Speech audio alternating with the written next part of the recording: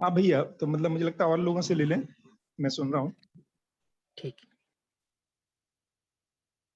अनिरुद्ध भैया, आप ड्राइव कर रहे थे या जी बता नमस्ते भैया। पाएंगे? मैं थोड़ा ड्राइव कर रहा हूँ और हाँ भैया मैं वैसे 5 मिनट 10 मिनट बाद बोल लूँ थोड़ा सा। ठीक है, एक बार मैं अभी ठीक है। जहाँ हूँ वहां से थोड़ा बाहर निकल जाऊँ, फिर मैं हाँ बोलता हाँ हूँ। जी भैया। जी अर्चना दीदी जी।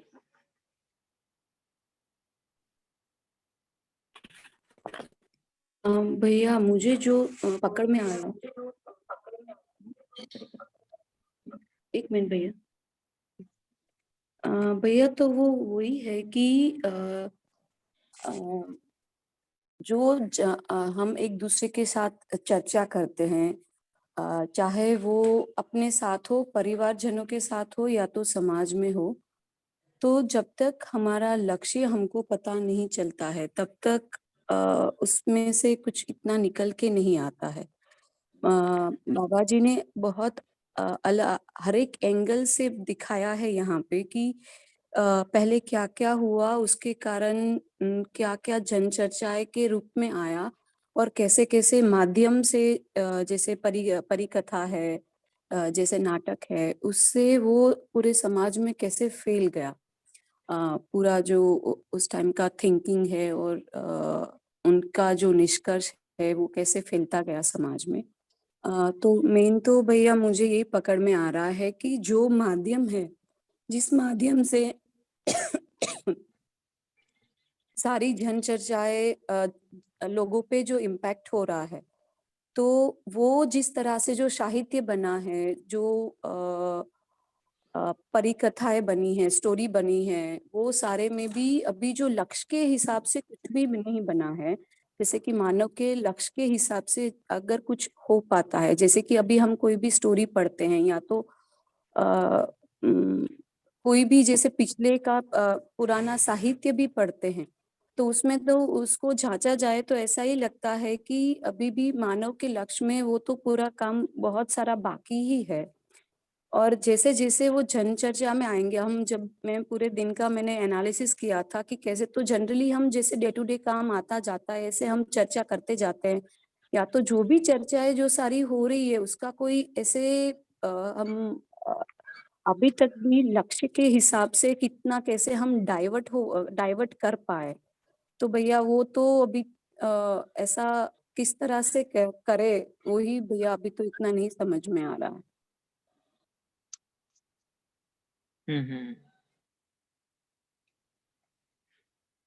जी, जी। बढ़िया है इतना भी ध्यान। और ज़्यादातर तो पहले 2 अध्यायों में तो यही बात पे ध्यान दिलाया है। तीसरा अध्याय और चौथा है जो है, नहीं उन भैया पर मैंने 51 हाँ, पेज तक मैं पढ़ी हूँ, तो उसमें तो मुझे यही और भैया मुझे एक क्वेश्चन था, एक मिनट।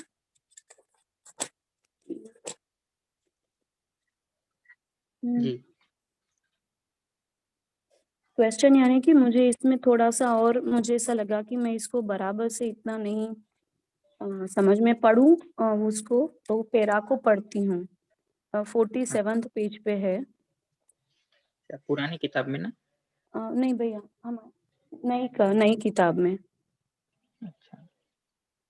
जैसे कि यहाँ पे लिखा है, समझदारी का स्वरूप अपने आप में सह-अस्तित्व रूपी अस्तित्व दर्शन और जीवन ज्ञान का संयुक्त रूप है। अस्तित्व होने के रूप में वैभव है, पुनः नित्य वर्तमान है, दूसरी भाषा में होने की निरंतरता ही वर्तमान है। हर परिणाम, परिवर्तन, विकास और जागृति के उपरांत भी यथाशक्तियाँ बनी ही रहती है। यथास्थितियाँ होने का साक्षी है। इस प्रकार से यह भी हमें समझ में आता है कि हर वस्तु अपने मूल में अविनाशी है, कितनी भी परिवर्तन परिणाम हो जाए। इस विधि से संपूर्ण अस्तित्व का स्थिरता अपने आप स्पष्ट हो जाता है। अविनाशकता के आधार पर अस्तित्व स्थिर होना स्पष्ट है। यही अस्तित्व सहज वैभव है। तो भैया ये जो लाइन है ना मेन तो हुँ, अविनाश अविनाशिता के आधार पर अस्तित्व स्थिर होना स्पष्ट है। तो हुँ, अ, ये तो समझ में आया कि जैसे कि व्यापक है और इकाइयाँ है। तो इन दोनों में से कोई घटता नहीं है, कोई बढ़ता नहीं है, खाली इकाई में परिवर्तन वो होता रहता है स्वरूप का, रूप का। तो लेकिन ये उसके हिसाब से ही बाबा जी बोल रहे हैं कि ये स्थिर होना स्पष्ट आया है, ऐसा है क्या? हाँ, मतलब वही कह रहे हैं कि अविनाशी होने का मतलब यही है कि नाश नहीं होता उसका। तो व्यापक में तो कोई गुंजाइश दिखती ही नहीं उसकी। इकाइयों में भी देखे तो वस्तु के रूप में उसको देखेंगे, स्थूल रूप में, तो चीजें टूटती है या लगता है कि ये नष्ट हो गई।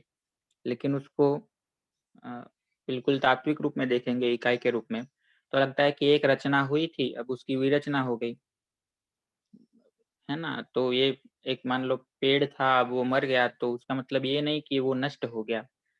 हाँ, पेड़ के रूप में देखेंगे, स्थूल रूप में तो दिखेगा कि अब वो मर गया या नष्ट हो गया। लेकिन उसको तात्विक रूप में देखेंगे तो वो जो प्राणावस्था की इकाई थी, वो फिर पदार्थावस्था में आ गई।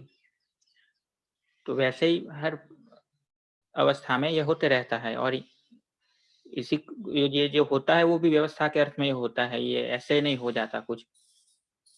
तो इस रूप में दिखता है कि अस्तित्व पूरा स्थिर है, कुछ नष्ट नहीं होता। और ये कहने का मतलब क्या है कि हम बहुत सारा ना भय खड़ा हो जाता है जो हमारा, कि जो है सब मेरे पास जो है वो नष्ट हो जाएगा, या मैं नष्ट हो जाऊँगा, या चीज़ें जो है नष्ट हो जाएगी। तो ये सब जो एक तरह से मोह बन जाता है और फिर उसका भय पैदा हो जाता है या आसक्ति बन जाती है। तो इनसे नज़र हटा कर के ये देख पाए हम कि अस्तित्व नित्य वर्तमान है, नित्य स्थिर है, वो ध्यान दिलाने का काम कर रहे हैं। और इससे समझदारी क्या निकलेगी?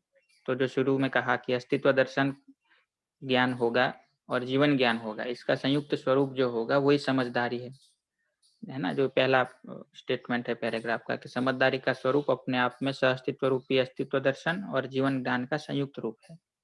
और अस्तित्व होने के रूप में वैभव है, मतलब ये है, और उसका होना ये अपने आप में एक वैभव है, चूँकि इतनी सारी समृद्ध प्रकृति तो है ही इसमें।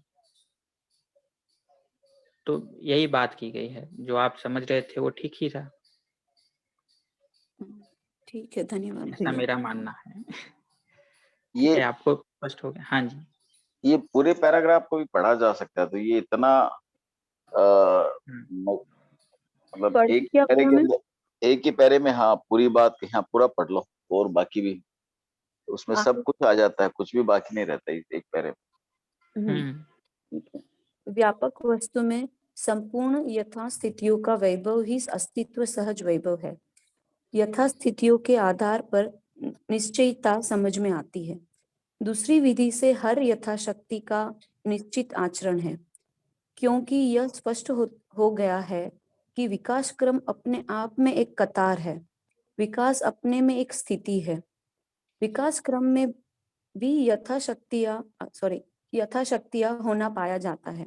विकास अपने में जीवन पद के रूप में होना पाया जाता है। जीवन पद में निश्चित आचरण, अक्षय बल, अक्षय शक्ति विद्यमान है। ऐसे अक्षय शक्ति, अक्षय बल का वैभव जागृति के क्रम में आभास होता है, और जागृति उपरांत वैभव का निश्चयन और प्रयोजन प्रक्रिया भी स्पष्ट हो जाता है। इस आधार पर मानव को जागृति क्रम और जागृति के रूप में आज की स्थिति में पहचानना बन गया है। जागृति मानव को स्वीकृत होना देखा जाता है। जी, बढ़िया।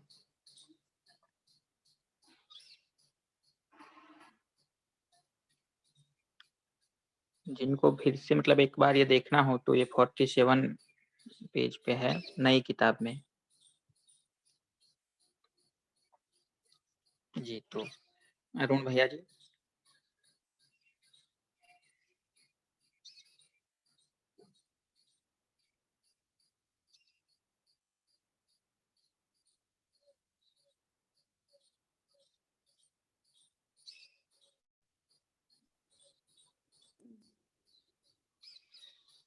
अरुण भैया जी।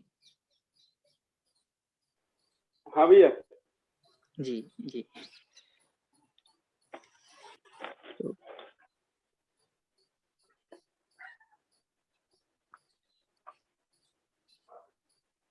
जी, जितना आपका पढ़ना हो पाया उसमें से जो कुछ आपको समझ में आया हो, जो ध्यान गया हो उसको रख सकते हैं।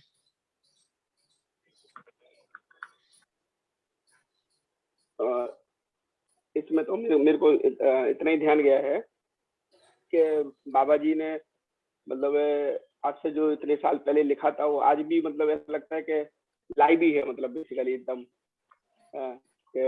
आदमी की मतलब पूरा जो सकारात्मक जनवाद के बारे में लिखा है कि मतलब जो भी आदमी आज भी जो चल रहा है, आज से जो 100 साल पहले भी जो चल रहा था, आज का जो जीवन है वो पूरा भय, प्रलोभन और संघर्ष में ही मतलब जी रहा है।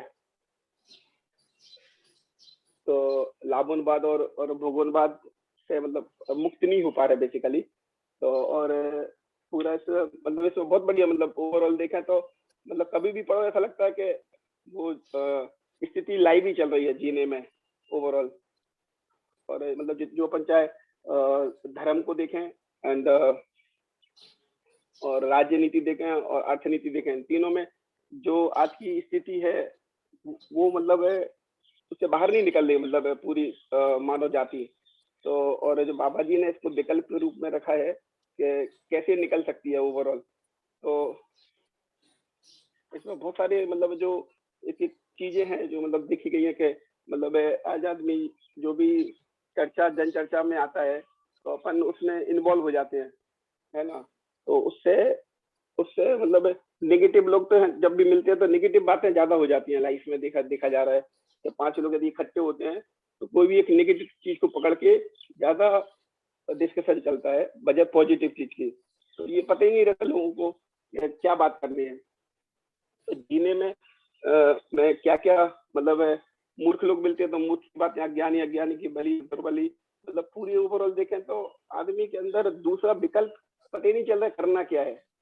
कि विकल्प के रूप में अभी तक शिक्षा में देखे अपन, एजुकेशन में पूरा ओवरऑल जन चर्चा में देखें लोगों को नया चीज क्या करना है वो नहीं समझ में आ रहा है ना। और जो जो पूरा ओवरऑल मैंने देखा है कि अभी कल मैं बाबा जी को भी सुन रहा था कि जितने भी प्रश्न हैं अभी इस धरती पे, है ना, उतने उनके समाधान भी है।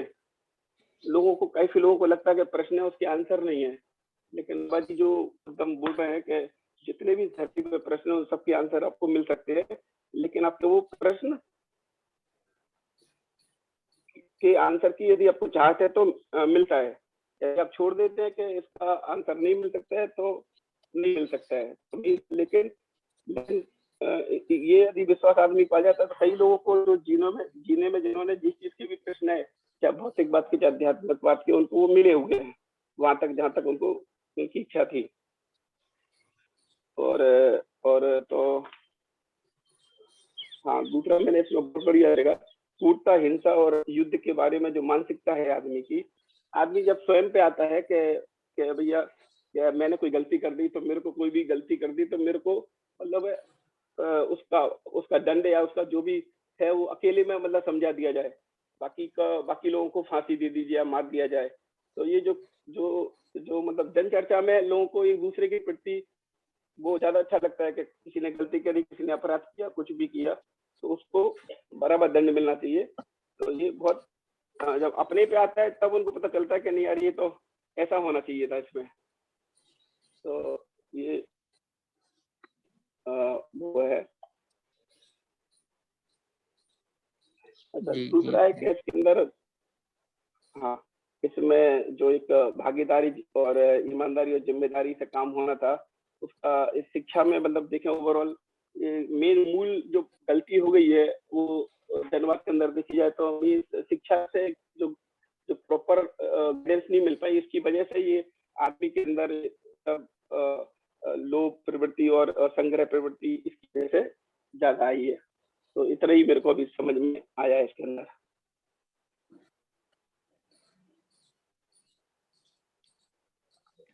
जी, अभी जी, मैंने पहले बढ़िया। चैप्टर पढ़ा है मतलब। हाँ भैया।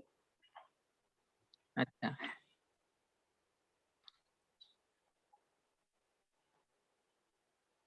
जी, ठीक है। जी, चेतना दीदी जी। ठीक है।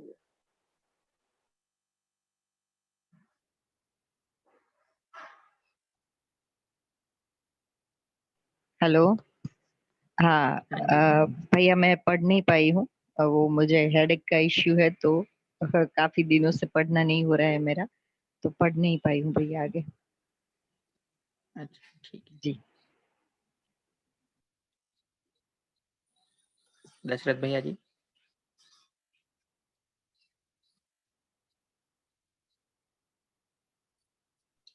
हाँ भैया, जी इसमें जो भी मोटा मोटा आगे का तो चैप्टर का तो वैसे बात हुआ था। अभी तीसरा चैप्टर में मेरे को जो जो मुद्दा थोड़ा ध्यान गया है, तो उसमें मतलब व्यवहारात्मक जनवाद का स्वरूप कैसा है वो बाबा जी ने बताया है, और इसमें फिर मतलब कैसा होना चाहिए।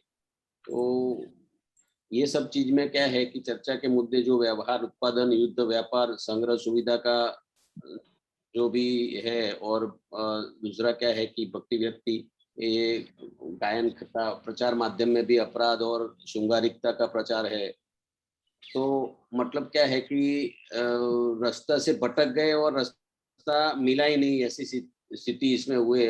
फिर जना कक्षा और मानव कक्षा जो स्थापित नहीं हो पाई है, तो ये बात बताई है। दूसरी संज्ञानशीलता विधि से समाधान, समृद्धि, अभय, सहस्तित्व, ये मतलब क्या है कि वो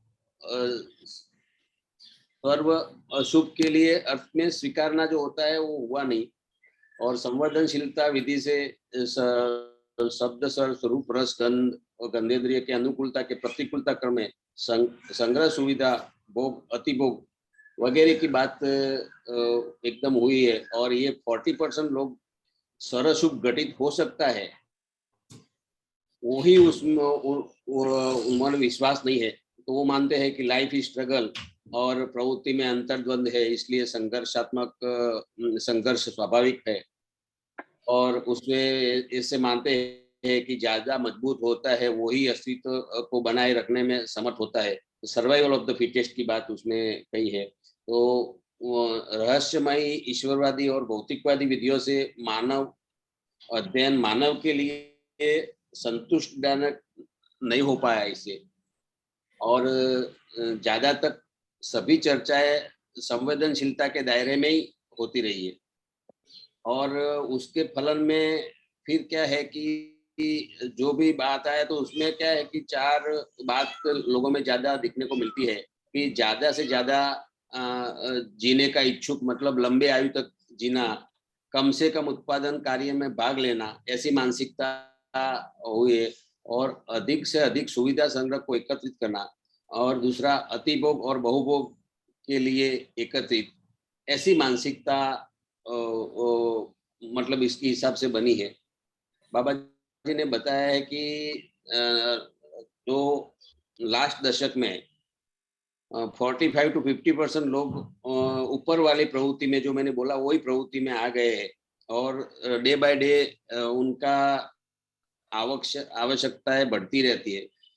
तो वो जो बात है, तो उसमें मतलब क्या है कि उन्होंने बताया है कि 1950 से 1995 तक 10 गुना आवश्यकताएं बढ़ी है। तो ये मतलब आवश्यकताएं जो लोग वो हिसाब से सुविधा संग्रह कर रहे हैं, तो सुविधा संग्रह का जो हिसाब से चल रहा है, तो उसके हिसाब से सबको सेम सुविधा मिलेगी ऐसी कोई दिखती नहीं। इससे धरती बर्बाद हो जाएगी। फिर दूसरा, सार्वभौम व्यक्ति और नर नारी का पहचान की भी आवश्यकता जागी है। विज्ञान युग का प्रभाव शताब्दी के अंत तक बहुत बढ़ा, और इस प्रभाव से दूरदर्शन, दूरश्रवण, दूरगमन में काफी प्रगति हुई। और ये इसमें एक मान्यता ऐसी भी रही कि परमाणु ईंधन अखूट है, वैसी मान्यता उसका उपयोग और करके चंद्र ऊपर भी वो गए, वो सब चर्चा की है। और विज्ञान संसार के चमत्कारों की भी चर्चा की है। और उसमें बाबा जी ने जो 3 प्रकार से जो ईंधन की बात की है, 4 प्रकार से, बाष्प विधि से, तेल ईंधन विधि से, विद्युत चुंबकीय और ऊर्जा विधि से, और चौथी परमाणु ऊर्जा। तो ये सब मतलब क्या है कि लोग परमाणु ईंधन तो अखूट है वैसी मान्यता रहती है। तो ये और मानव को मतलब क्या है कि तार्किक जानवर समझा है। तो मानव जाति हकीकत में ईश्वर को कानून को पालन करके योग्य वस्तु है। इससे मानव का कल्याण ऐसे होता है। तो ये सब बात बाबा जी ने बताया है। और उसमें फिर मतलब क्या है कि जो भी बात है तो अल्टीमेटली इसमें आज की पीढ़ी जो है उसमें बच्चों और किशोरों युवाओं में उसको सही समझने की चाहत और न्यायपूर्वक जीने की चाहत की परिवार में पहचान करना वो जरूरी है। और वो विवाह योग्य हो जाते हैं तब तक उनको इसका बोध हो जाए। वो हिसाब से मतलब जो अभी चल रहा है जनवाद का स्वरूप, तो वो जनवाद का जो स्वरूप है उसको सही तरह से मानव के संबंधों में और जो भी लोग हैं उनके विवाह योग्य होते हैं तब तक उनके अंदर ये सब जो बातें आती है तो उसके जीने में उसका ये मतलब ये बात आ जाती है। तो वैसे होगा तो वो सार्थक होगा, वैसा तीसरे अध्याय में बाबा जी ने बताया है। तो ये बात इतना मेरा जो जगह पे ध्यान गया है वो बात वो है। दूसरा आगे का उसमें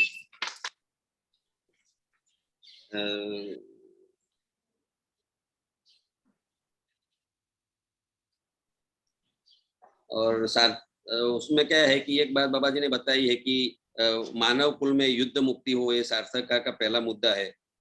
और मतलब क्या है कि ये समानता का संवाद वो दूसरा मुद्दा बाबा जी ने बताया है। तो ये इतना पकड़ में थोड़ा बहुत ध्यान गया है भैया।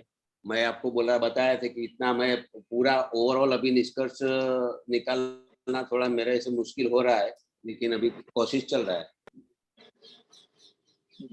बढ़िया, इतना भी जो पठन भी हुआ है और काफी हद तक मनन भी किया हुआ है तो अच्छा ही है जी। अनिरुद्ध भैया जी अब आप बता पाएंगे शायद।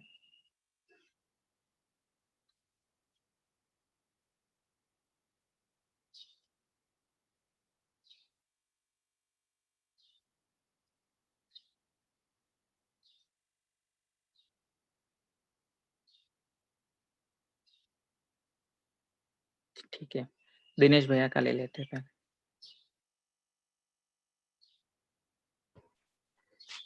नमस्ते भैया, सभी को नमस्ते नमस्ते। जी। हाँ भैया, वो अभी पठन तो किया है, 42 पेज तक किया है। अभी मेरी दिक्कत क्या है कि मैं पढ़ता हूँ तो सब समझ में आता है अभी, लेकिन कुछ बात करने हैं ना तो मैं पॉइंट टू पॉइंट जब बात करने हैं तो मैं वो व्यक्त नहीं हो पाता हूँ। लेकिन फिर भी जो थोड़ा जो मैं बोल सकता हूँ वो मैं बताता हूँ। तो बिल्कुल। व्यवहारात्मक जनवाद में भैया एक बात तो एक दिखती है कि जब भी जो वो काल परिस्थिति में जो रहा उसमें है, उसमें तो वो जो संस्कृति सभ्यता विधि व्यवस्था का जो संयोजन प्रवृत्तियों में दिखा वो तो दिखता है। वो तो क्या है कि पूरा बिल्कुल एक देखे तो सार्थक असार्थक आवश्यक अनावश्यक मजबूरी जरूरी के उद्गारों के रूप में अधिकांश मुद्दों की चर्चा होती है। लेकिन फिर ऐसी कोई उसमें दिखती नहीं है कि समाधान समृद्धि अभय सहअस्तित्व के रूप में ज्यादा तक बातें जो चर्चा की बातों होती है उसमें युद्ध व्यापार वो महत्वपूर्ण बिंदु रहते हैं। लेकिन फिर भी उसमें संघर्ष सुविधा भक्ति विरक्ति जो प्रचार माध्यमों है उसमें वही मेन पार्ट रहता है। वो गायन कथा जनमानस में जो प्रचार माध्यम जो रहते हैं उसमें वही बात आती है। सभी चर्चाओं की बात में देखते हैं तो माध्यमों में भी देखा तो सर्वाधिक जो है वो अपराध और शृंगारिकता का ही प्रचार होता हुआ दिखता है। उसमें और कोई ऐसी बात दिखती नहीं है। मानवीयतापूर्ण दिशा में तो कोई ऐसा स्थापित नहीं हो पाया परंपरा में। जना कक्षा के रूप में तो रहा, लेकिन वो स्थापित नहीं हो पाया। निरीक्षण और परीक्षण सर्वेक्षण करते हैं तो उसमें मालूम पड़ता है कि भाई समाधान, समृद्धि, अभय, सह अस्तित्व के रूप में तो चाहत तो है ही, लेकिन इस क्रम में आकांक्षा और जन प्रवृत्तियों के रूप में निरीक्षण, परीक्षण, सर्वेक्षण करते हैं तो एक अंतर विरोध दिखता है। उसमें ऐसा तो कुछ है नहीं। संज्ञानशीलता विधि से हर मानव समाधान, समृद्धि, अभय, सह अस्तित्व को सर्वसुख के अर्थ में स्वीकारता है, चाहता है, जबकि संवेदनशीलता विधि से तो शब्द, स्पर्श, रूप, रस, गंधेन्द्रिय के अनुकूलता प्रतिकूलता क्रम में सुविधा संग्रह, भोग, अतिभोग की ओर ग्रसित होते हुए समुदाय, परिवार और व्यक्तियों को हम देखा गया है। तो ये सब में ऐसे देखते हैं तो कोई अच्छा तो सर्वसुख तो घटित नहीं हुआ। अभी अध्यात्मवाद में देखते हैं तो जीते हुए लोग कहते हैं कि अवतार, महापुरुष हुए, तपस्वी हुए सब, लेकिन अभी तक कोई ऐसा सर्वसुख तो घटित नहीं हुआ है। भौतिकवादी में भी देखते हैं तो ऐसा पूछते हैं तो लगता है कि बड़ी नौकरी, बड़ी गाड़ी, बड़ा घर, सुविधापूर्ण व्यवस्था, सुविधापूर्ण सब, वो सब भोगने के लिए सब स्तोत्र बनाया, लेकिन सबको मिलने पर ऐसा लगता है कि वो सब तो वो पा नहीं सकते, और पाना है तो वो छिना छपटे ही करना पड़ेगा। ऐसे और संघर्ष करना पड़ेगा, और संघर्ष बेटर लाइफ के लिए तो वो स्ट्रगल आवश्यक है, ऐसा वो लगता है। तो वही अंतर्द्वंद आ गया फिर। तो वो सब में इस बात से ऐसा तो लगता है सब लोग को, सर्वसुख के लिए तो सब सहमत ही है, और जन प्रवृत्ति और ये सब वर्णन में दिखते हैं तो हर आदमी ज्यादा से ज्यादा जीने के लिए इच्छुक है। कम से कम उत्पादन कार्य में भाग लेने का, अधिकाधिक सुविधा संग्रह को एकत्रित करने का, और अति बहुभोग के लिए वो इच्छुक है। इस मानसिकता की संख्या में वृद्धि होती तो आई है। इसमें अपनी सार्थकता, महिमा और पहचान बनाने के लिए सब लगे हैं। तो भैया मैंने जो थोड़ा जो मेरे को लगता है तो मैंने पॉइंट निकाला था, तो उसमें ये सब बातें आई है। ज्यादा तक इसमें सुविधावादी वस्तुएं ज्यादा बढ़ती गई, और सभी माध्यम भोग मानसिकता के बढ़ावा देने में प्रवृत्त हो गए। सभी माध्यम, पूरे प्रचार माध्यमों, संवेदनशील विधि से तो कुछ भी किया जा सकता है, वो कर डाला। भोगवादी मानसिकता में संग्रह की वितृष्णा इस शताब्दी के मध्य भाग में सर्वाधिक 100% से अधिक प्यास बढ़ चुकी है। लेकिन सब उसमें देखते हैं तो वो सभी प्रवृत्तियों में हम अव्यवस्था के चक्कर में ही फंसे। मूल्यों के संदर्भ में जन चर्चा चली, लेकिन ऐसी कोई बात, वो रूढ़ियों में परंपरा, नाच गाना, कपड़ा आभूषणों में पहनावा, वो नित्य कर्म, नैमित्तिक कर्म में मूल्य रक्षा का प्रमाण माना जाता रहा, लेकिन जीने में तो नहीं दिखा। तो भैया इतना मैंने प्रयत्न किया है। धन्यवाद। जी बढ़िया भैया, इतना तो अच्छा बोल पाते हैं। दिक्कत आती है भैया थोड़ी अच्छी। मैं सबको सुनता हूँ तो मेरे को लगता है कि मैं क्यों नहीं बोल पाता, लेकिन प्रयत्न कर रहा हूँ, पठन मनन सब कर रहा हूँ, लेकिन फिर भी वो बोलने की बात आती है तो मैं नहीं बोल पाता हूँ। वो मेरी अभी स्थिति नहीं बनी है वो, लेकिन ट्राई तो प्रयत्न कर रहा हूँ। जी जी, ये ग्रुप मिला है तो अच्छा प्लेटफॉर्म है, इस्तेमाल करते रहिए हम लोगों का। सुनते रहेंगे। जी, कमल भैया जी। नमस्कार नमस्ते जी। तो जी। मैं तो ज्यादातर वीडियो से सुन रहा हूँ, अध्ययन से कम हो पाता है, तो उसमें जो से और अभी मनन करने में ये गया कि प्रस्तुति तो सब हो गई, पर अपने जीवन में जो एक अपना काम इस ग्रुप में ये भी है कि अपने जीवन में क्या घट रहा है, इसको लेकर अपन के व्यवहार में क्या आ रहा है और कहाँ हमें दिक्कत आ रही है, वो एक दूसरे से शेयर करेंगे तो ज्यादा अपनी गति होगी। तो मेरे अगर पर्सनली की बात करूँ, जैसे आप अभी अफगानिस्तान ही हुआ, युद्ध हुआ, या 15 अगस्त में दिल्ली में था, तो एक डर मन में बना हुआ था क्या होगा। तो और हमारी चर्चाओं में जो युद्ध को रोकना, या जो इसमें बताया भी गया है कि जो गलती को गलती से रोकना, अपराध को अपराध से रोकना, क्या हमारे जीवन में भी, हमारे पर्सनल फैमिली में भी हम ये कर रहे हैं या नहीं कर रहे हैं। वहां अगर ध्यान जाए तो ध्यान जाता ही है कि अगर बच्चा गलती करता है तो हम उसको गलती से रोक रहे हैं या दर्शन के हिसाब से रोक रहे हैं। तो ऐसी ऐसी जगह ध्यान जाएगा तो मेरे ख्याल से हम सबका थोड़ा मान्यता है, जो पुराने निष्कर्ष से ही हम जी रहे हैं अभी, ऐसा मुझे लगता है। जो निष्कर्ष हमारे बन गए, बड़ी दर्शन की रोशनी में हमारी समीक्षाएं बन गई, पर निष्कर्ष जो निकले हुए जीवन में जीने के प्रति, वो हमारे व्यवहार में, हमारे घरों में, मेरे लड़के की बात करूं या मेरी पत्नी की बात करूं, या तो उसमें वही चीजें से निष्कर्ष जो पुराने, उससे हम डील कर रहे हैं। जो बातें चर्चाएं करते हैं, टीवी की चर्चाएं करते हैं, या फैशन की चर्चा करते हैं, खरीदारी की चर्चा करते हैं, वो समझता में देख ही नहीं पाते हैं। उसके लिए थोड़ा एक दूसरे से सहयोग रहे तो वो मेरी अपेक्षा है। धन्यवाद। जी जी, बिल्कुल ठीक ध्यान दिलाया आपने। एक्चुअली मैं भी सुन रहा था सबों की प्रस्तुति, तो मेरे मानस में भी यही बात चल रही थी कि अब तक मुझे लगता है कि सभी लोगों ने पहले 2 अध्याय तो पढ़ लिए हैं, जिसमें समीक्षात्मक बातें हैं, और उस पर हमने अच्छी सी चर्चा भी कर ली। सबकी एक अच्छी स्थिति बन गई है, जो आवश्यक थी कि एक ठीक-ठाक समीक्षा हो पाए, ठीक-ठाक चित्रण हम सबका हो पाए कि अभी की स्थिति क्या है और कहाँ चूक हो गई है।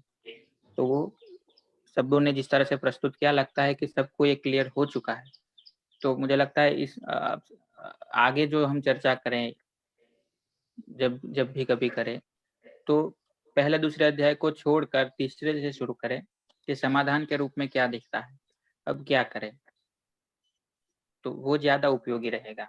या हम व्यवहार कुछ कर रहे में हैं। क्या करता है, हाँ, व्यवहार में और सोचने का अंतर, एक व्यवहार हमारा अपने साथ भी होता है, एक व्यवहार हमारा अपने फैमिली के साथ होता है, एक व्यवहार हमारे कुलीग के साथ, ऑफिस में ड्राइवर से, सबसे हो रहा है।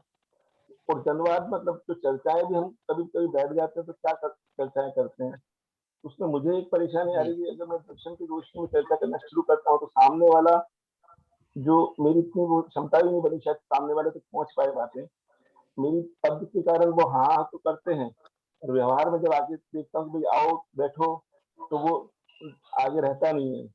तो जिस तरह की अपन ने देखा कि इस चीज को लोक व्यापीकरण करने में हमें बहुत श्रम लगाना ही चाहिए, अपने ऊपर भी और लोगों के ऊपर भी। तो अभी जैसे अपने को मौका मिल ही रहा है, तो हम भैया दे ही रहे हैं, तो हमारी चर्चाएं बढ़ेगी आपस में, और हम लोगों को जो ग्रुप को लाके ला पाए। अब 19 तारीख को हम सब मिल ही रहे हैं वहाँ अपने, तो और बैठ के अपन थोड़ा आमने सामने, टेलीफोन में क्या होता है कि थोड़े बहुत तो लिमिटेशन है ही है इसकी, जो एक दूसरे के भाव जीत के एक दूसरे से बात करने का जो मजा है, जो सुनील आगे भी कह रहे थे 3 दिन रहेंगे, एक दूसरे के व्यवहार में रह के बहुत बड़ा बढ़िया रहेगा।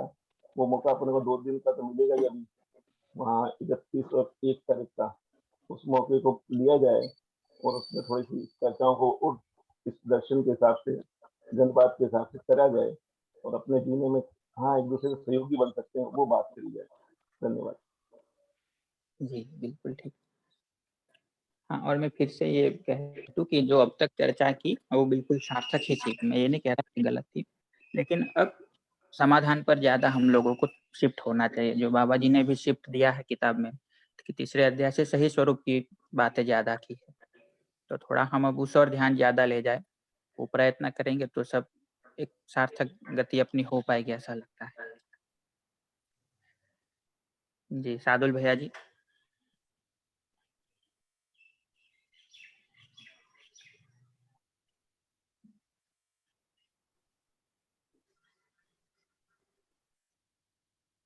हेलो अनिरुद्ध जी भैया। भैया, हाँ भैया, हाँ भैया बताइए। मैं थोड़ा सुन रहा हूँ, रात को काम लगा हुआ हूँ साथ में। ठीक है, फिर कभी बताऊंगा। है? ठीक ठीक। जी, अनिरुद्ध भैया कुछ कहना चाहते हैं? हाँ जी भैया नमस्ते। नमस्ते। मैं पहले बात नहीं रख पाया था, मैं कुछ बात हाँ रखना जी। चाह रहा था। एक तो भैया मुझे ये कहना था कि हम जो भी अभी पढ़ रहे हैं, तो मैंने पहले उस दिन भी रिक्वेस्ट की थी उमेद भैया से भी और सभी से ग्रुप में मैं वापस चर्चा करना चाहूंगा कि हमारा जो टारगेट है उसको कैसे व्यवहारिक स्वरूप में लाए, इसी पे वापस जाए। तो हम कई बार क्या होता है, पठन जब करते हैं तो पठन किया, उसके नोट्स बनाए, उसको प्रस्तुत किया और उससे अपने आप तक नहीं जोड़ पाते या परिवार तक नहीं जोड़ पाते। फोकस उस पर किया जाए ठीक रहेगा और उसी के बारे में बात शायद कमल भैया भी यही करना चाह रहे हैं, तो इस पे थोड़ा डिस्कशन करना चाहिए। जैसे मुझे एक इसमें मेरा प्रस्ताव है कि हम ऐसे कुछ मुद्दे निकालें जो हम हमारे परिवारों में अभी चर्चा कर रहे हैं और जहाँ पे हम पहुंचना चाहते हैं, या ऐसी कुछ चर्चाएं हम अलग अलग अपने हिसाब से डिस्कस करें कि परिवार में चर्चा का बिंदु क्या हो, या हम दिन प्रतिदिन की चर्चा, क्योंकि एक आधे दिन में किसी विषय पे चर्चा करना एक अलग बात है और दिन प्रतिदिन हम परिवार में बात कर रहे हैं, मित्रों में बात कर रहे हैं, जन चर्चा जिसको हम बोल रहे हैं, तो जो परिवार और समूह के अंदर हो रही है वो टॉपिक्स क्या क्या है। तो अजय भैया से मेरा रिक्वेस्ट है कि भैया काफी अच्छे टॉपिक्स भी देते हैं, तो ऐसा कुछ अगर दिया जाए या हम ऐसा आइडेंटिफाई कर पाए तो बढ़िया रहेगा। अभी जी जैसे जी हमारे परिवार में कई बार कुछ चर्चाएं होती है तो उसको भी मैं रखना चाहूंगा और सब लोग अगर अपने अपने परिवारों की चर्चा रखेंगे तो ज्यादा हम बेहतर सीख पाएंगे। तो क्योंकि व्यवहारिक स्वरूप में हम्म। जुड़ता होता है तो तुरंत अपने कनेक्टिंग होता है अपने लिए। ठीक। पुस्तक में देखना और अपने जीवन में देखने में थोड़ा सा अंतर है, तो पहले तो इस पे चर्चा होनी जरूरी है सबकी भी कि किस तरह से पठन के सही स्वरूप को हम निकाल पाए और आगे बढ़ा पाए। इस पे थोड़ी मैं चर्चा चाहूंगा। एक उदाहरण के रूप में चर्चा करना चाह रहा हूँ मैं। जैसा हम परिवार में हमने कुछ एक दो घटनाओं पे बात होने के बाद हमने चर्चा की या हमने रखना शुरू किया। आदित्य और हम दोनों प्रयास करते हैं कि किस तरह से परिवार में इस तरह की चर्चा की जाए, और जिसमें कमल भैया ने बोला ना कि कुछ लोग चर्चा में ऐसा सोचते हैं कि भाई कैसे बात करें, तो कैसे वहां तक पहुंचे जहां तक वो वास्तविक जनवाद बन पाए, तो इसके लिए क्या प्रयास किया जाए। तो एक उदाहरण के रूप में ही मैं रखना चाहूंगा कि हम जैसे एक दिन सादुल भैया भी हमारे घर आए हुए थे, तो हमने बैठकर बातचीत करना शुरू किया। तो बातचीत करते करते करते बच्चे भी उसमें शामिल हो जाते हैं और बच्चे भी अपने जो प्रश्न रखते हैं, तो हमारा ठीक ठीक ध्यान जाता है कि किस तरह से चर्चा की जानी है, किस तरह से हमें अपनी बात रखनी है। तो चर्चाओं का जो शुरुआत है वो हम किसी भी घटना से को कोट करें किस तरह से कि हाँ इस चैप्टर पे बात करेंगे या ऐसा करेंगे। चर्चा जो दिन प्रतिदिन होती है, कैसी भी चर्चा होती है, जैसे कल शाम की एक घटना थी। भैया तुम गाड़ी रोक के बात करना, गाड़ी चलाते हुए बात मत करना। भैया मेरा वो ऑन है लाउड स्पीकर और गाड़ी फोन जेब में है, तो शायद दिक्कत नहीं आएगी। और खाली रोड नहीं में सड़क पे से ध्यान हट नहीं जाएगा तुम्हारा। नहीं नहीं नहीं हटेगा भैया, मैं समझ में हूँ बिल्कुल। इसीलिए मैंने अब पहले रोक दिया था। तो कल जैसे एक चर्चा चली हमारी कि सांगने रहते हैं भिलवाड़ा में, तो वहाँ क्या है कि जो बच्चियां हैं, छोटी बच्चियां, तो उन छोटी बच्चियों के साथ में एक प्रयोग कर रहे हैं कुछ बड़ी बच्चियां हैं। एक संगठन चलता है दुर्गा शक्ति अखाड़ा, तो उसमें बच्चों को दंड चलाना सिखाया जा रहा है। तो एक छोटी जो मेरी बेटी है बड़ी वाली रुजुल, उसकी एक सहेली आई साथ में, जो में हमारे पड़ोसी भी है, अच्छे भाई जैसा व्यवहार है। उनकी बेटी आई, बोले आप रुंझुन क्यों नहीं जा रही है वहां पे, हमें लेके जाना है। रुंझुन ने मना कर दिया, मुझे नहीं चलना है। तो चर्चा करी आपस में दोनों ने, इन्होंने प्रयास किया कि भाई क्यों जाना है और क्यों नहीं जाना है। तो उस पर बात चली, बात चलते चलते क्योंकि वो संगठन इस तरह का है, तो वहां पे उन्होंने यही बात रखी कि भाई जो लव जिहाद चल रहा है उससे बचने के लिए बच्चों को चलना जरूरी है, सीखना जरूरी है। तो इस तरह की चर्चा चली। तो इसको इसका विरोध करना भी ठीक नहीं लगा मुझे तो आदित्य और हमने दोनों ने उस बच्ची को, जो छोटी बच्ची है, उससे यही बस पूछा कि तेरे को लगता है इसके पीछे जो है, हम उसको, भाई हमारे को ऐसा बताया, उसने कहा कि हमें ऐसा बताया उन दीदी ने कि जब लव जिहाद होता है, कुछ लोग ऐसे करते हैं, मुस्लिम ऐसा करते हैं, इस तरह सी बात हुई। फिर धीरे धीरे बात होते होते हम वहां तक पहुंचे कि भाई जो भी हम आपस में कोई अगर बात कर रहा है, कोई लड़का लड़की बात कर रहे हैं या बच्चा बात कर रहे हैं, तो वो तो सहमति से ही होगा। और अगर वो लोग बहला फुसला देते हैं, तो बहला फुसला देते तो समझदार होना जरूरी है। तो हमारा समझदारी की तरफ कैसे ध्यान जाए? शरीर का मजबूत होना और समझदार होना। शरीर मजबूत होगा तो हम क्या करेंगे, शरीर का सुरक्षा क्या है और सदुपयोग क्या है, फिर उस पर थोड़ी थोड़ी चर्चा आगे बढ़ी। तो इस तरह से हमने प्रयास किया, तो उस बच्चे को थोड़ी बात समझ में आई। उसने कहा मैं कल जाके पूछूंगी कि आप जो ये बता रहे हो वो बात तो ठीक है, पर करना क्यों है, उसका कारण बताओ। तो ये किस तरह से प्रयास किया जा सकता है चर्चा का। पर हाँ, ये बहुत मतलब व्यवहारिक बात है कि कैसे हमारे हर बात में जनवाद कोर में आ जाए या दर्शन सेंटर में आ जाए बिना एफर्ट के, जिसको एफर्टलेस भी कहते हैं। कि जब जैसा होता है कि जब हम बात कर रहे हैं तो उसी रूप में बात निकल जाती है, पड़े उसके लिए प्रयास करने की जरूरत मुझे महसूस होती है। तो इस समूह से अपेक्षा तो यही सब हम प्रयोग करें अपने अपने परिवारों में या अपने अपने मित्रों में, उस प्रयोग को ज्यादा से ज्यादा साझा करें, ताकि हमारी बातचीत से हमारे अंदर कुछ ठोस चीज पहुंच पाएगी। धन्यवाद भैया।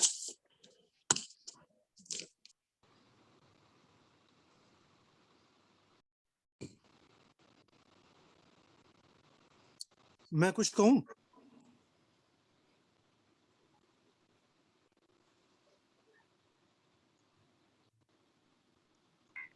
बिल्कुल भैया। मेरा नंबर है ना अब? मेरी आवाज आ रही है? हाँ बोल रहे, आवाज आ रही है भैया आपकी? हाँ, नहीं मैं ये कह रहा आपका था, नंबर हमेशा होता है। मैं ये कह रहा था तो ऐसा है कि पिछले 2 साल से जब से जुड़े हैं जीवन विद्या से, तो मैं वास्तव में जिंदगी में पहली बार घर में जनवाद ठीक करने में लगा हुआ हूँ। और मैं ईमानदारी से शेयर भी करता रहा हूँ पहले भी के पिछले 22-23 साल जब से मैं सार्वजनिक जीवन में था, चाहे सामाजिक काम में, चाहे आंदोलनात्मक काम में, चाहे मैं राजनीतिक काम में, तो घर में समय मैंने कम ही दिया और औपचारिक बातचीत ही हमारी ज्यादा होती रही। सबका अपना अपना गोल है, पिताजी व्यापार में लगे हुए हैं, पत्नी के अपने शौक हैं, तो उसको थोड़ा भौतिकता का ज्यादा भी है। और फिर जब मैंने समय नहीं दिया तो अपने उसने किटी पार्टी और महिला मंडल ऐसे करके कईयों में जुड़ गई वो, तो उसका अपना एक सर्कल है। बेटा अपने पढ़ाई में रहता है, अपने दोस्तों के बीच में रहता है, तो हमारा बातचीत वास्तव में बहुत कम ही होता था। जो बेटा उसको कहता था भाई सोशल कॉन्ट्रैक्ट चल रहा है इस घर में, कि जरूरत हुई बात कर ली, बाकी अपना अपना हिसाब से जी रहे हैं। तो जीवन विद्या में आने के पहले जब भी कभी टकराव तो बहुत होता ही रहता था, क्योंकि जब सबका गोल अलग होगा तो टकराव तो होना तय है। तो उसमें टकराव ना हो उसके लिए क्या करें, तो जितनी समझ थी उस हिसाब से कोशिश करते रहते थे, लेकिन टकराव बना ही रहता था वैसे। और ऐसे में मान लिया था वैसे ऐसे चलता है जीवन, और क्या है। ठीक है, शायद या तो पत्नी ठीक नहीं मिली है, या पत्नी को लगता होगा भी कि पति थोड़ा अलग विचार का मिल गया है, जो भी है, तो उसमें हार्मोनिक हो सकती है, ऐसा कभी कल्पना में भी आया नहीं वास्तव में। अब जब जीवन विद्या में आए तब लगा यार कि बिना परिवार के तो समाज का काम भी नहीं हो सकता है, परिवार ही समाज का हिस्सा है और परिवार को केंद्र में रख के सब कुछ करना है। तो ईमानदारी से प्रयास कर रहे हैं। तो पहली बार मुझे घर में थोड़ा सा संवाद बढ़ता हुआ दिख रहा है, तो मैं घर के जनवाद में लगा हूँ आजकल, इसलिए पढ़ भी नहीं पाया मैं कुछ।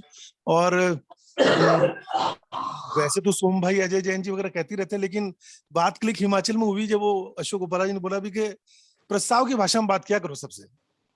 तो मैं अब तक क्या बेटे से भी थोड़ा अधिकार और वो आदेश वाली भाषा में ज्यादा बात करता था, तो हमेशा नहीं पर कई बार करता ही था जब लगता था भी वो बात नहीं मान रहा है। तो उसमें मैंने ग्रुप में भी शायद एक बार रखा था कि वो बेटे को मैंने कहा कि अगर वो जीवन विद्या के हिसाब से जीवन नहीं जीता तो अपने संबंध औपचारिक रहेंगे, तो ये पूर्ण चीज मिल गई, इसके हिसाब से चलना चाहिए।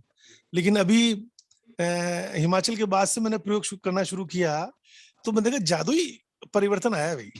अगर हम भाषा प्रस्तावली बना लेते हैं तो पत्नी हो, बेटा हो, पिताजी हो, आवेश आता ही नहीं उनको। कारण क्या कि जब हमने बात ही प्रस्ताव के रूप में रखी है, हम कुछ थोप ही नहीं रहे हैं, तो वो गुस्सा कैसे होंगे? उनको गुस्से का मौका ही नहीं मिला। तो जब जब मैं प्रस्ताव की भाषा में बोल पाया, तब तक तो मुझे चमत्कारिक परिवर्तन दिख रहा है घर में। और जब जब मैं भूल जाता हूँ पुरानी मान्यता, पुराने वो अभ्यास के कारण वापस वो थोड़ा आदेश अधिकार वाली भाषा आती है थोड़ा सा, जो उसमें थोड़ा सा कुछ लगता है एक मिनट टकराव भैया। हो रहा है। दिनेश भैया जी, आपका माइक अनम्यूट रह गया। तो थोड़ा सा टकराव तो एकदम ध्यान आता और प्रस्ताव की भाषा में बात करनी थी, तो वापस प्रयास करते। तो मुझे तो घर में बहुत अच्छा लग रहा है अभी। और अभी हमने खाना भी साथ शुरू किया है, खाने के बाद भी बातचीत करते हैं, और भी जब मौका मिल जाता है बातचीत करते हैं। तो ऐसे में मैं वास्तव में ईमानदारी से पुस्तक पढ़ नहीं पाया।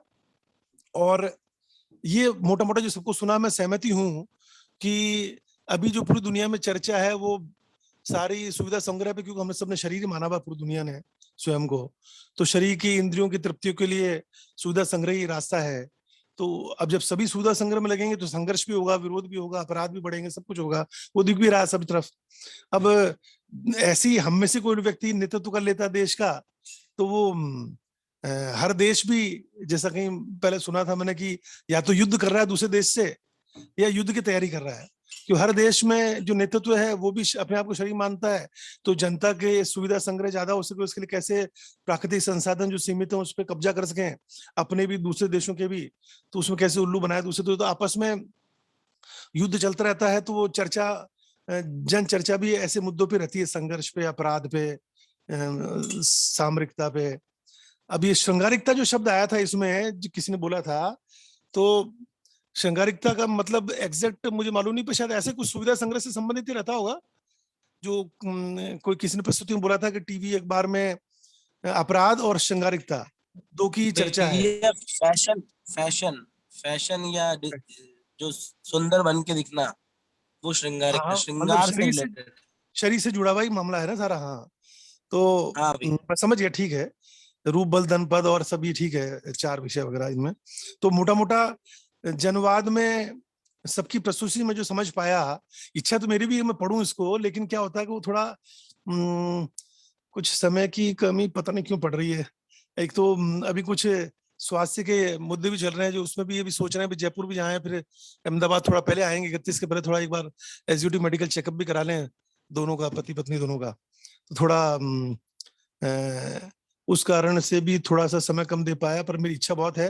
फिर क्या थोड़ा समय निकला तो महेंद्र भाई हमारे राजसंघ की गोष्ठी में आ गए शनिवार रविवार दोनों दिन, तो उन्होंने जोश दिला के शुरू करवा दिया अभी कि अब तो तुम पठन शुरू करो, 10 का ग्रुप बनाओ, 10 से बड़ा नहीं होना चाहिए, और उसमें पठन करो रोजाना। तो संध्या को भी ठीक लगा भी, ओके ये करो, और इससे थोड़ा सा वो दोनों दृष्टि से देखती कि भाई घर पे समय पे आएंगे तो समय पे उसका रसोई का काम भी हो जाएगा, समय पे घूम लेंगे, समय पे खाना खा लेंगे, वरना रात का मेरा थोड़ा लेट हो जाता है, घूम के 9 साढ़े 9 आता हूँ, उसके बाद मैं खाना खाता हूँ। तो अब ऐसे में सप्ताह में 3 दिन 2 दिन तो राजसंघ की गोष्ठी, एक दिन सोमवार को भी महेंद्र भाई का CVMS का रहता है, और फिर भी घर में तो प्रयोग में ज्यादा ताकत लगा रखा है मैंने, क्योंकि पहली बार मुझे लगा भी यार कि तो मैं मान रहा था ऐसा ही चलता है घरों में, और सामान्य तो बाहर से आता है तो थोड़ा कहीं पढ़ भी रहा था मैं, आदरणीय नागराज ने बोला, किसी महापुरुष ने बोला कि आदमी सामने तो एक्टिंग मोड में रहता है, दूसरों के सामने तो जो होता है उससे ज्यादा दिखाने का प्रयास करता है। तो वो हमारे यहाँ भी ऐसा ही था कि सामने वाला आता तो उसमें झगड़ा ना करें, तो एक्टिंग मोड में रहते थे। अब मैं चाहता हूँ भाई एक चेहरे से जिए, और वास्तव में ऐसा जिए कि एक्टिंग ना करनी पड़े, और कहीं ऐसा डर भी ना रहे किसी के सामने कि यार गुस्सा हो जाएगा, झगड़ा हो जाएगा, जो भी है। तो अभी मुझे तो बहुत अच्छा लग रहा है। और सुबह का अपने 7:30 साढ़े 8 वाले जो ग्रुप में अजय जैन जी जिसने चलाया है शुरू से, तो मैं तो अपने व्यवहारिक समस्याओं को रखता रहा, तो मुझे तो इसमें बहुत मदद मिली, और वास्तव में मेरा तो जीवन बहुत बदल रहा है। तो मैं तो बहुत खुश हूँ। हालांकि और साथियों की गति देखता हूँ तो मैं बहुत पीछे हूँ, लेकिन फिर भी मुझे लगता है भी अब शायद लेट संपर्क में है तो जो पूर्व अभ्यास पूर्वाग्रह है उसकी जकड़न भी जबरदस्त होती है। तो जब मैं अपने आप की जकड़न देख पाता हूँ तो मैं फिर घर वालों को भी थोड़ा बेनिफिट डाउट ज्यादा देता हूँ। मैं सोचता हूँ यार मैं अपने आप को थोड़ा बेहतर मानता रहा हूँ कि यार मैं सामाजिक काम करता हूँ, मैं परिवार के खून के रिश्तों के अलावा भी सोचता रहा हूँ और संवेदनशीलता के धरातल पे करोड़ों खर्च कर दिए, लेकिन सब ये परिवर्तन तो कुछ आया नहीं। तो यहाँ आके मुझे क्या सारे सवालों जवाब मिल गए। तो मुझे लगा संवेदनशील होना भी कोई बहुत बड़ी बात, बहुत बहादुरी की बात नहीं है, संज्ञानशील होना पड़ेगा। तो जो पहले किया वो भी कोई खास बात नहीं है। और अगर मैं अपने आप को बेहतर मानता हूँ और मैं भी अगर अपने पूर्वाग्रह से निकल नहीं पा रहा हूँ तो फिर पत्नी को या पिताजी को या माताजी को किस आधार पर मैं कहूँ कि नहीं ये गलत हो रहा है। तो अपनी ज्यादा ताकत अपने ऊपर लगा रखी है और दूसरों को ऊपर थोड़ा सा वो स्नेह पूर्वक दया पूर्वक ओके यार थोड़ा और मौका दो। तो ऐसा करके ठीक चल रहा है अभी। मतलब बहुत अच्छी स्थिति तो नहीं है पर पहले से बहुत अच्छी है और दिशा ठीक लग रही है और जिंदगी का मजा आ रहा है। और मुझे आशा है कि 20 साल जो बचे हैं उसमें घर में भी कर लेंगे। और वो अजय जैन कहा ना भी कि अगर शुरू में अगर हमारी रही मानसिकता कि यार नहीं हो सकता तो कैसे होगा। तो करेंगे, घर में भी हो जाएगा। और बाहर भी अभी जिससे आदित्य अनिरुद्ध चल रहे हैं, इनकी उम्र भी कम है, इन्होंने काफी युवाओं को जोड़ा है और मुझे आशा है हम एक बना ही देंगे एक मॉडल। हम उसमें ये शिक्षा का मानवीकरण का भी और साथ में उसमें लोक व्यापीकरण के लिए जीन विद्या शिविर भी चले और साथ में विद्यालय के बाद ये जीने का भी कर ही देंगे। 20 साल में हो जाएगा, मुझे तो आशा हो जाएगा। और कुछ कम रहा तो आप लोगों से बातचीत तो चलती रहेगी। मैं तो अभी भी आग्रह ही करूंगा कि एक तो वो जो पिकनिक वाला जो अपना था पहले तो मैंने ये बात अशोक गोपाल जी भी शेयर करी तो उन्होंने कहा था पिकनिक वाले में बिल्कुल औपचारिकता मत रखना, कोई चर्चा नहीं जीन विद्या पे। सब एक परिवार एक दूसरे से संपर्क करें, उनके एक दूसरे को समझें, एक दूसरे की स्थिति गति देखें, एक दूसरे से प्रेरित हों। तो अपना 31-1 वाला जो है ठीक वो पार्शियली हो पाएगा क्योंकि उसमें सोमबाई है, सोमबाई के सामने थोड़ा अनुशासित ज्यादा रहना पड़ता है। तो उन्होंने उसको एजेंडा भी डाल दिया उसमें भी कि राजस्थान गुजरात 5 साल बाद कहाँ होंगे उस पर चर्चा करनी, तो वो भी करेंगे। तो ऐसा कुछ रास्ता निकालो उम्मीद भाई, वीनू भाई से बात करके, बाकी साथियों से बात करके कि शाम को तो एक गंभीर चर्चा कर लें कैसे 5 साल बाद कहाँ पहुंचेंगे, हम पहुंच सकते हैं, उससे क्या क्या करना है। और वो शाम की चर्चा में भी हो जाएगा 2 दिन में। दिन में थोड़ा सा पिकनिक वाला ही रखो यार, जिससे सब परिवार आए। तो परिवार सीखता ये बात मुझे क्लिक हो गई है, पता नहीं कहाँ आदर नागरा से सुनी है, किससे सुनी मैंने, तो कहीं आई थी पटन में सुबह 6:30 वाले राकेश गुप्ता जी वाले में। तो परिवारों के साथ में रहना चाहता हूँ मैं। तो पहले पिकनिक में रहेंगे, फिर मिलते रहेंगे, फिर साथ भी रहेंगे। और संकल्प तो बना हुआ है, इसलिए अपने आप को ज्यादा बदलना मैंने उसमें देखा है। अब दूसरों को बदलने का तो दिमाग में ज्यादा आ नहीं रहा, क्यों मुझे लग रहा है कि मैं अगर अपने आप को बदल पाया तो मैं कुछ कह भी पाऊंगा और कह नहीं पाऊंगा। मेरे आचरण से सामने वाले को, घर वालों को, दोस्तों को, सबको लगेगा यार कि जब इतनी इच्छा और इतना अच्छी नीयत से हो रहा है, प्रयास हो रहा है। तो ऐसे में ये दशरथ भाई वाले स्थान पे जो होनी थी उसको पोस्टपोन ही किया अपन ने, कैंसिल नहीं किया है। तो उसको बाद में रखना है एक तो पिकनिक वाला, और वो रखते रहें। और इस वाले को भी 31 को ऐसा कुछ मॉडिफाई करो यार, दिन में पिकनिक ही रहे यार, और शाम को कर लेंगे। और देखो अगर हम बेहतर हो पाए तो ही राजस्थान गुजरात में कुछ बेहतर कुछ कर पाएंगे 5 साल में। तो परिवार के साथ ही चलना पड़ेगा, उसके बिना तो मुझे लगता है कि पहले वाली स्थिति आ जाएगी हमारे, जो मैं चाहता नहीं अब। तो ऐसे में वो पिकनिक भी रखें, और इसमें वो जो अलग अलग मुद्दे लेके आते थे अजय जैन जी, और उस पर जबरदस्त चर्चा होती थी, तो उससे मेरे फंडामेंटल काफी क्लियर हुए। तो मैं उनका भी फैन ही हूँ। तो मैं तो अपना जैसे मतलब सब में अपनापन मैं देख पा रहा हूँ, या अभी शब्दों में है नहीं, मैं तो देख ही पा रहा हूँ। तो इस बारे में अब पठन का हमारा अलग से अलग बन गया है राजस्थान में, 1.5 घंटा रोजाना। तो उसको भी गंभीरता से करेंगे, क्योंकि वास्तव में सभी कह रहे हैं तो पठन सारी पुस्तकों का दोबारा करने में कोई हर्ज नहीं है। और उसमें बीच में कुछ छूटता भी रहा पहले राकेश गुप्ता जी के ग्रुप में, तो उसको अब राजस्थान वालों को भी करना है। तो इस ग्रुप को तो यार मेरा भी अनुरोध यही है इस ग्रुप को तो खाली अजय जैन जी चलाएं और वो व्यवहारिक मुद्दे लेके आए, जिसमें जो हम पठन व्यक्तिगत भी करते हैं या ग्रुप में करते हैं, उसमें जो समस्याएं आ रही है या उसको उतारने में जीवन में, तो उस पर चर्चा करें तो ज्यादा सार्थकता रहेगी। और एक बार मैं एक एक करके सबके घरों में आऊंगा, उम्मीद भाई के घर में भी मुझे आना है एक बार, वहाँ मुंबई में। वहाँ मैं मेरे को शौक भी है, जाता भी रहता हूँ मैं ऐसे दोस्तों के, और उसमें मुझे अच्छा लगता है। मैं वहाँ वातावरण के हिसाब से बात करता हूँ मैं, और वातावरण से बात करते करते अपनी बात भी रख ही देते हैं बीच में। तो ऐसा मेरा काफी बोलना हो गया।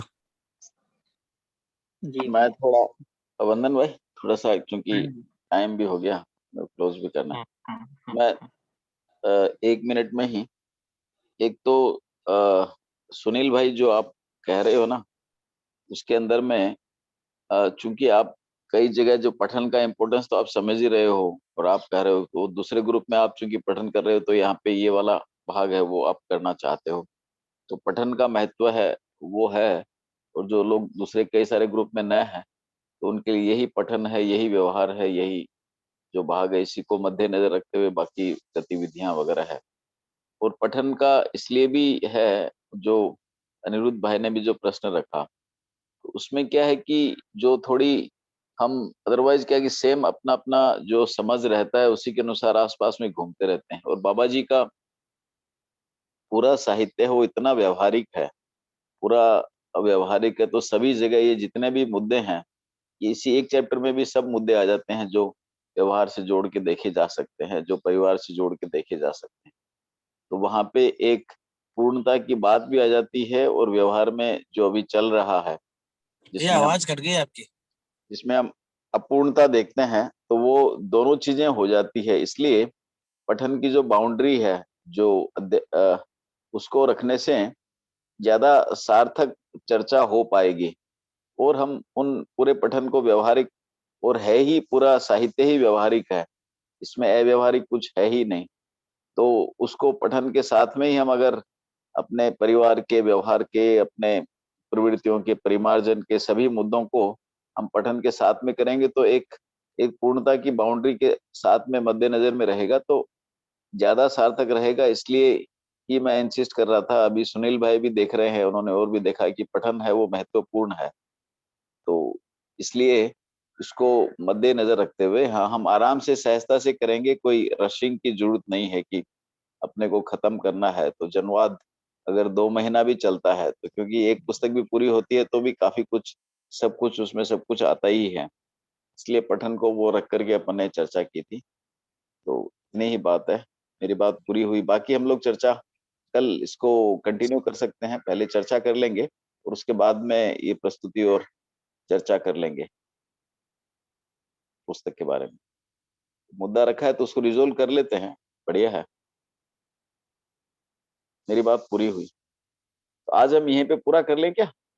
कल वापस इसको कंटिन्यू कर लेंगे चर्चा को। किसी को 1-2 जी, मिनट, जी। 1-2 मिनट कोई खास बात कहनी है तो कह दे। भैया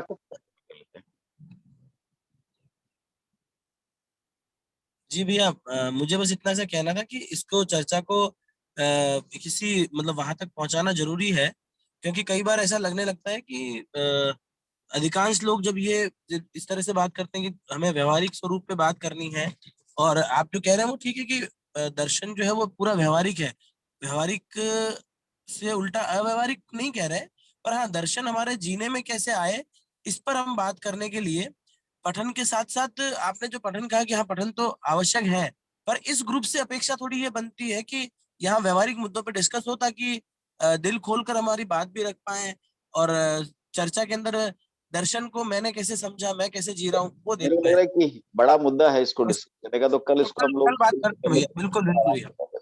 हाँ जरूर करते हैं। ठीक है, थैंक यू भैया। आज हम लोग यहीं पे पूरा करें। अजय भैया जी कुछ कहना चाहते थे। हाँ अजय भैया बोल लीजिए।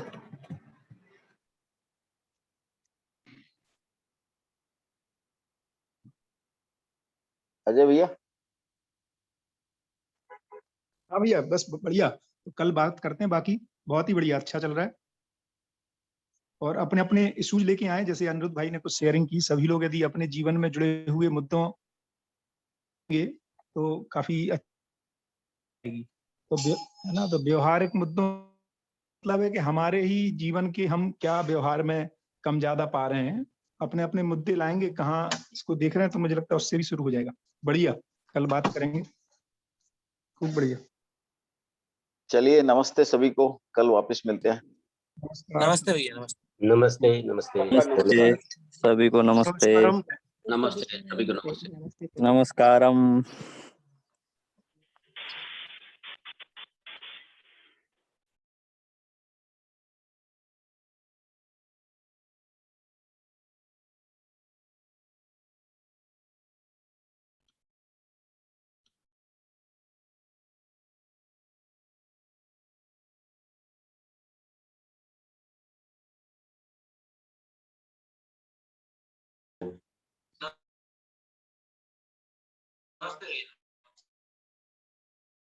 नमस्ते भैया, नमस्ते सभी को।